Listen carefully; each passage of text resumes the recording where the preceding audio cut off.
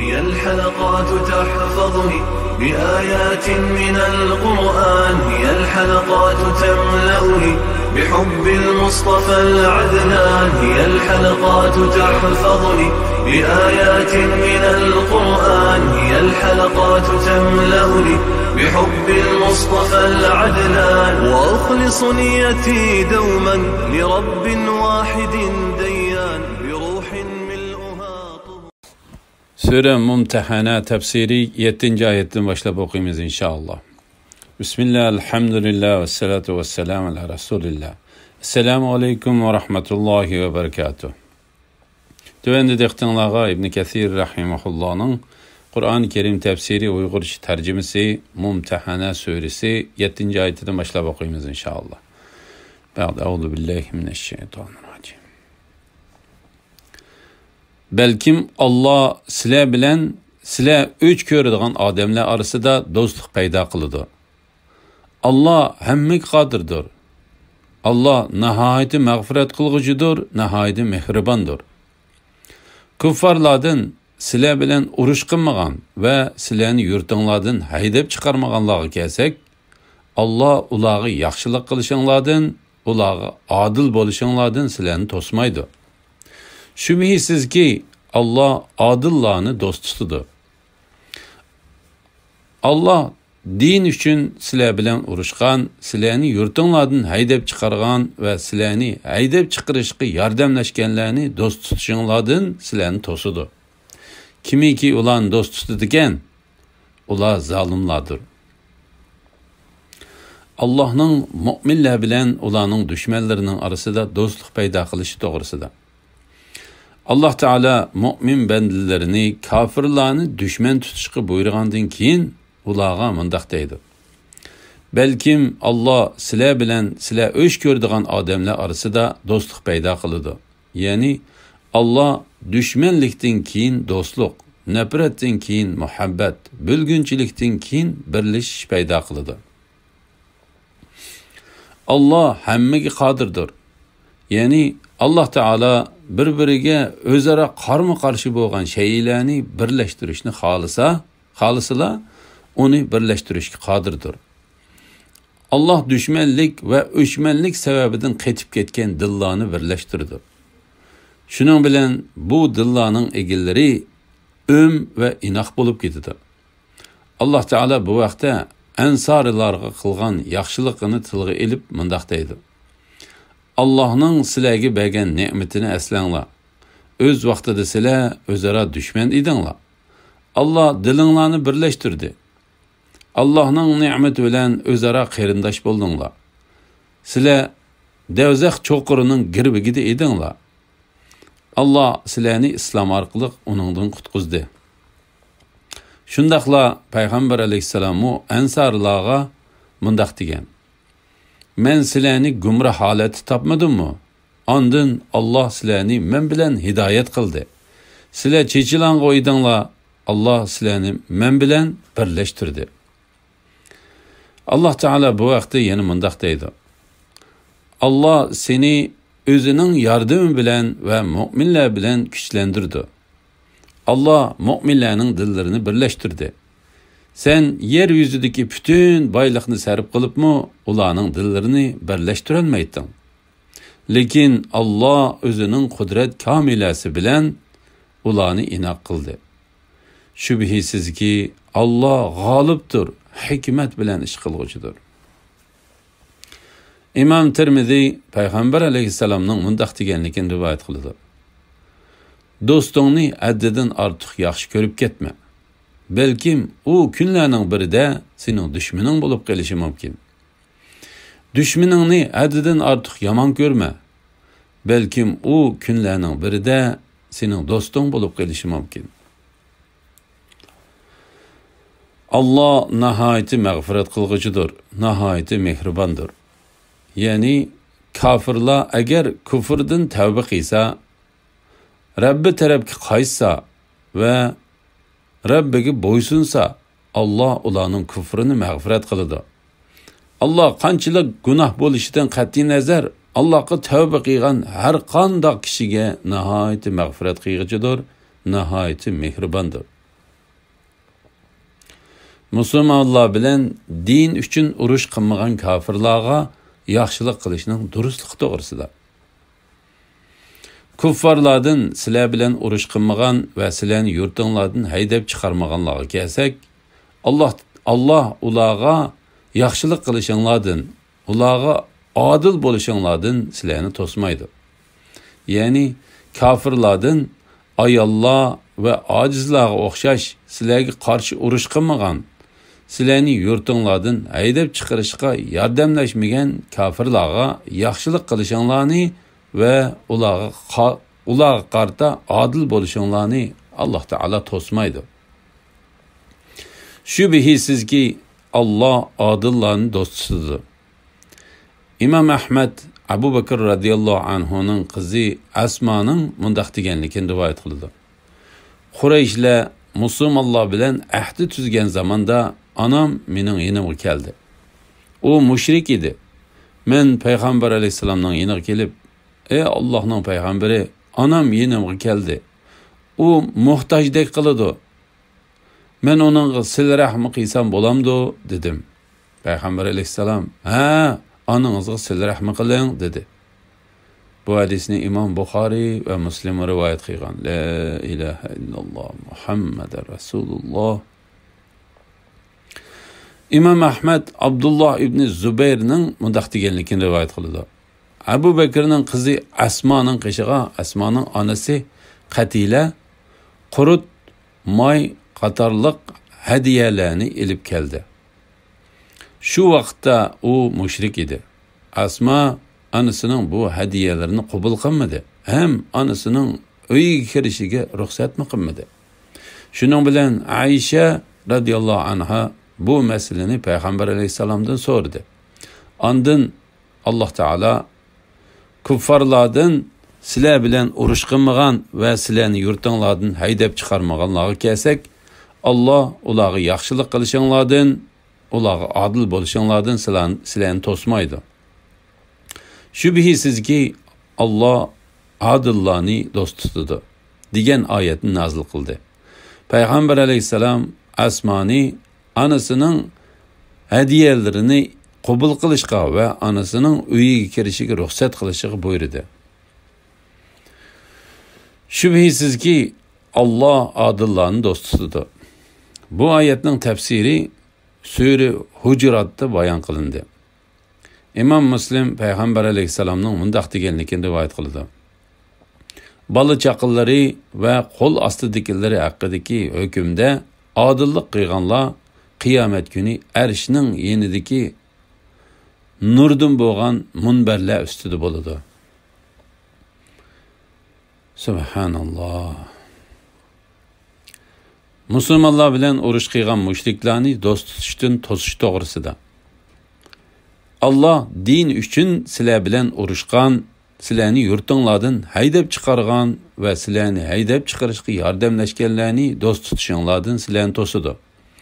Ya'ni Alloh taolo sizlarni faqat sizlarga dushmanlik qilgan, sizlar bilan urush qilgan, sizlarni yurtinglardan haydab chiqarib o'tgan va sizlarni yurtinglardan haydab chiqarishga yordamlashgan ana shu kofirlarni do'st tutishdan to'sidi. G'olib va buyuk Allah sizlarni ana shu kofirlarni do'st tutishdan to'sib, ularni dushman tutishinglarga buyurdi va ularni do'st tutishdan qattiq ogohlantirib mundaq deydi. Kimiki ularni do'st tutadigan, ular zolimlardir. Allah Taala bu haqda yana mundaq degan. Ey mu'minlar, Yahudi va Nasaralarni do'st tutmanglar. Ular bir-birini do'st tutadi. Sizlardan kimiki ularni do'st tutadigan, u ana shulardan sanaldi. Allah zolim qavmni haqiqatan hidoyat qilmaydi. Ey mu'minlar, sizlarga mu'min ayollar hijrat qilib kelsa, ularni sinab ko'ringlar. Ularning iymonini Allah obdan biladi. Agar ularni sinagandan keyin haqiqiy mu'mina deb tunisanglar, ularni kofirlarga qaytirib bermanglar.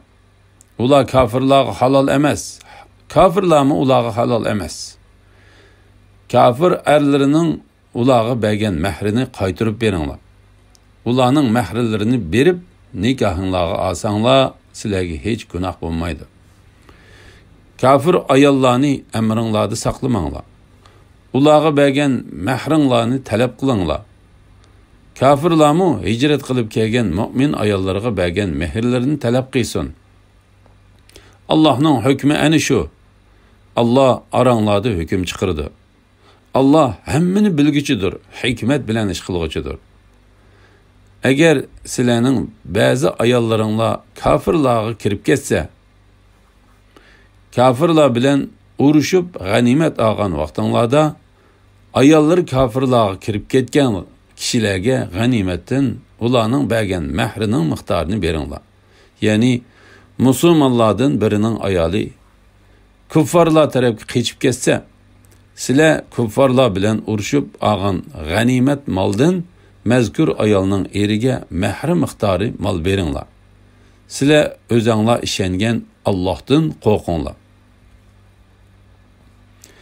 Hudaybiya sulhidan keyin hijrat qilib kelgan musulmon ayollarni kafirlarga qaytarib bermaslik haqidagi xususiy hukm to'g'risida Payg'ambar alayhisalom bilan Quraysh kafirlar orasida tuzilgan Hudaybiya sulhi haqida Sura Fatihda to'xtalib o'tildi. U sulhida kafirlar Payg'ambar alayhisalomga biz tarafdan biror kishi sen tarafga kelsa, garchi u sening diningda bo'lsa-mu, uni bizga qaytarib bersan. Yana bir rivoyatda biz tarafdan sen tarafga bir odam kelsa, garchi u sening diningda bo'lsa-mu, uni bizga qaytarib bersan deb shart qo'ygan edi. Mana bu Urva, Zahhak, Abdurrahman ibn Zayd, Zuhri, Muqatil ibn Hayyan ve Suddi qatorliqlarning so'zidir. Bu rivoyatga asosan yuqoridagi oyatning hukmi Payg'ambar alayhisalomning sunnatining hukmini xoslashtirdi. Mana bu xildagi misollarning eng yaxshisidir. Ba'zi salaf ulamolarning qarashiga asoslanganda bu oyat shu sulhining hukmini amaldan qoldirdi. Şek şübhisizki g'olib ve büyük Allah mu'min bandilarini agar ularga mu'min ayollar hijrat qilib kelsa, ularni sinab ko'rishni, agar ularning haqiqiy mu'min ayollar ekanligi aniq bo'lsa, ularni kafirlar qaytarib bermaslikni buyurdi. Chunki u ayollar kafirlarga halol emas. Kafirlarmi ularga halol emas. Abdullah ibn Abu Ahmad mundaq deydi. Hijrat vaqtida Uqba ibn Abu Mu'idning qizi Ummu Gulsum hijrat qildi. Ondan uning Amma va Valid ismli ona tarafdan bo'lgan ikki tog'asi Makkadan chiqib Payg'ambar alayhisalomning qishig'a u ayolni qaytarib ketish uchun keldi.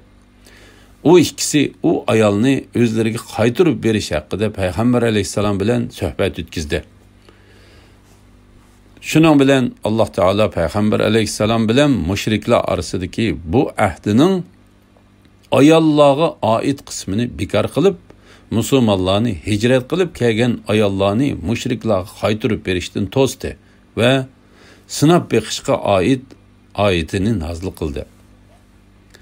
Avfi ibn Abbasning Allah Teala'nın ey mu'minlar, sizlarga mu'min ayollar hijrat qilib kelsa, ularni sinab ko'ringlar degan oyatidagi sinab beqish ularni Allohdan boshqa hech iloh barhaq yo'qdir, Muhammad Allohning bandisi va elchisidir deb guvohlik aytqizishdan iboratdir deganligini rivoyat qildi.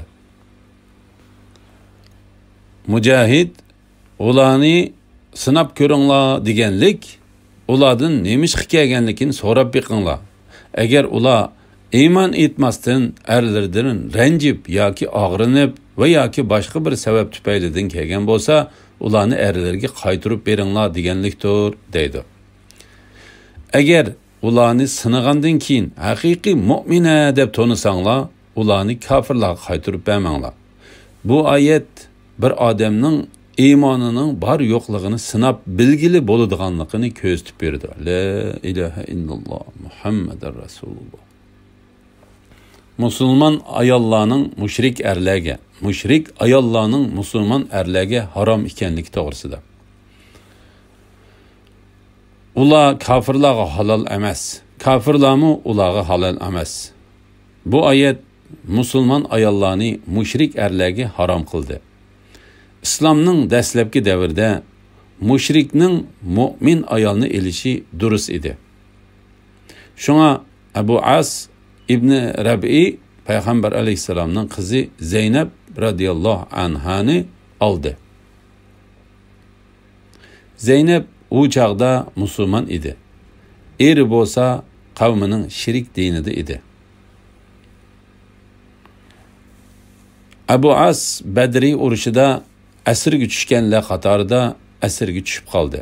Shuning bilan uning ayoli Zeynab onasi Hadijadan qolgan bulabkisini er uchun fidya qilib avatdi.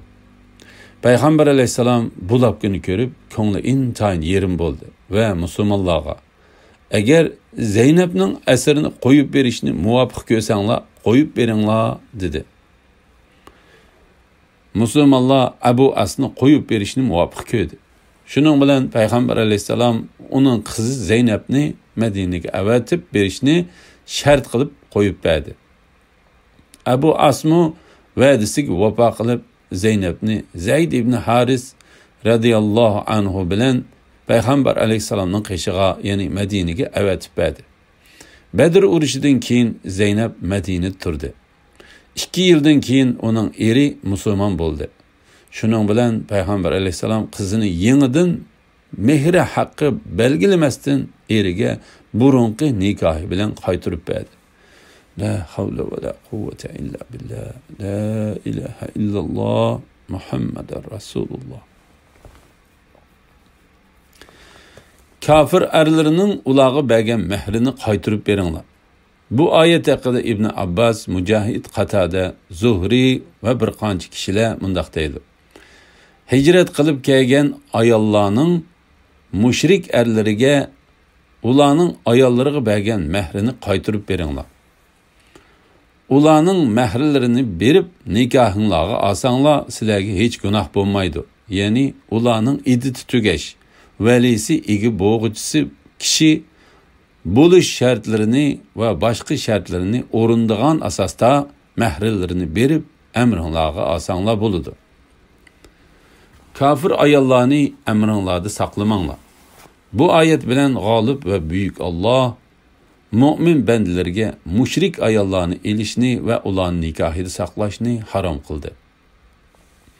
Imom Buxoriy Misvar va Marvon ibn Hakamning mundaq deganligini rivoyat qiladi. Payg'ambar alayhisalom Quraysh kofirlari bilan Hudaybiyada sulhi tuzgan chaqda uningga mu'min ayollar hijrat qilib keldi. Shuning bilan g'olib va buyuk Alloh: "Ey mu'minlar, sizlarga mu'min ayollar hijrat qilib kelsa, ularni sinab ko'ringlar. Ularning iymonini Alloh obdan biladi. Agar ularni sinagandan keyin haqiqiy mu'mina deb tonisanglar, ularni kofirlar qaytirib bermanglar. Ular kofirlarga halol emas, kofirlarmi ularga halol emas. Kafir erlarining ularga bergan mehrini qaytirib beringlar. Ularning mehrlarini berib nikohinglarga olsanglar, sizlarga hech gunoh bo'lmaydi. Kafir ayollarni amringlarda saqlamanglar" degan oyatni nazil qildi. Shuning bilan Umar shu kunlar 2 kafir ayolini taloq qilib etdi. Keyin u ikkisining birini Muaviya ibn Abu Sufyan, yana birini Safvan ibn Umayya nikohiga oldi. U chaqda u ikkisi texi musulmon bo'lmagan edi. Ibn Savr Ma'mardan Zuhrining mundaq deganligini rivoyat qildi. Payg'ambar alayhisalom mushriklar tarafidan musulmonlar tarafga kelgan odamni qaytirib berish sharti bilan sulh tuzgan chaqda musulmon ayollar Payg'ambar alayhisalom tarafga hijrat qilib keldi. Ondan ular to'g'risida bu oyat nazil bo'ldi. Bu oyat nazil bo'lganda Payg'ambar alayhisalom Hudaybiyaning tuvan tarafida edi. alloh taolo bu oyatda payg'ambarini hijrat qilib kelgan ayollarning kafir erlarining ularga bergan mehrini qaytarib berishga buyurdi. Mushriklarga shunday hukm qildi. Agar musulmonlarning ayollari murtad bo'lib mushriklar tarafga ketsa, ular erlarining ularga ilgari bergan mehrini qaytarib berish kerak. Shunga alloh taolo mundaq deydi: kafir ayollarni emringlarda saqlamanglar. Ularga bergan mehringlarni talab qilinglar. Kafirlarmu hijrat qilib kelgan mu'min ayollarga bergan mehrlarini talab qilsin. Ya'ni agar ayollaringlar murtad bo'lib kafirlar tarafga ketsa, ularga bergan mehringlarni talab qilinglar. Kafirlarmu musulmonlar tarafga hijrat qilib kelgan ayollarga bergan mehrlarini talab qilsin. Allah'ның hükmü ana şu. Allah aranglarda hüküm çıkardı. Yani sizlerning müşriklar bilan sulhi qilishinglar, ayollarning bu sulhining sirtida bo'lish qatorliq ishlarning hammasi Allohning hukmidir. Allah insonlar orasida ana shunday hukm chiqardi. Allah hammani bilguchidir, hikmat bilan ish qilguchidir. Yani Allah bendilerge nimenin paydalı ekanligini yaxshi bilguchidir ve u narsa ustida hikmet bilan o'rinlashtirguchidir. Agar sizlarning ba'zi ayollaringlar kafirlarga kirib ketsa, kafirlar bilan urushib g'animat olgan vaqtinglarda ayollari kafirlarga kirib ketgan kishilarga g'animatdan ularning bergan mehrining miqdorini beringlar. Yani musulmonlardan birining ayoli kuffarlar tarafga qechib ketsa, sizlar kuffarlar bilan urushib olgan g'animat moldan mazkur ayolning eriga mehr miqdori mol beringlar. Mujahid ve Qatada bu oyat haqida mundaq deydi: bu hukm musulmonlar bilan sulhi tuzmagan kafirlar haqidagi hukmdir. Agar musulmonlardan birining ayoli kafirlar tarafga qechib ketsa, ular u ayolning erining uningga burun bergan mehrini qaytarib bermasa, ondan ular tarafdan birining ayoli qechib musulmonlar tarafga kelsa, ular musulmonlar tarafdan kafirlar tarafga qechib ketgan ayolning eriga u ayoliga bergan mehrini qaytarib bermagicha musulmonlar o'zlari tarafga kelgan ayolning kafir eriga u ayolga bergan mehrini qaytarib bermaydi. İbn Jarir Zuhri'nin mundaq deganligini rivoyat qiladi. Mu'minlar Allohning hukmiga bo'ysunib, Allah buyurgan bo'yicha hijrat qilib kelgan ayollarning mushrik erlariga, ashu mushrik erlarning egillari u ayollarga bergan mehrlarini qaytarib berdi. Aksicha mushriklar bo'lsa, Allohning hukmini e'tirof qilmay, ustunlarga yuklangan bo'yicha musulmonlarning mushriklar tarafiga qechib ketgan ayollarga ularning burun u ayollarga bergan mehrlarini qaytarib berishdan bosh tortdi. Shuning bilan Alloh taolo mu'minlarga mundaq dedi: agar sizlarning ba'zi ayollaringlar kafirlarga kirib ketsa, kafirlar bilan urushib g'animat olgan vaqtinglarda ayollari kafirlarga kirib ketgan kishilarga g'animatdan ularning bergan mehrining miqdorini beringlar. Ya'ni musulmonlardan birining ayoli kafirlar tarafga qechib ketsa, sizlar kuffarlar bilan urushib olgan g'animat moldan mazkur ayolning eriga mehr miqdori mol beringlar. Sizlar o'zinglar ishongan Allohdan qo'rqinglar.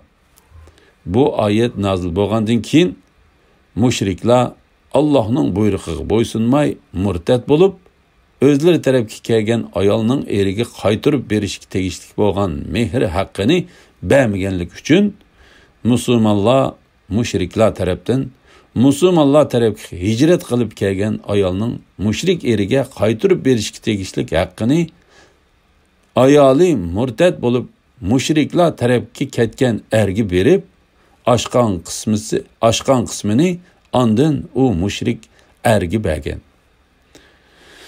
La ilahe illallah Muhammeden Resulullah. Elhamdülillah, yuqorida Sure Mumtahana tafsiridan 11. oyatgacha angladinglar.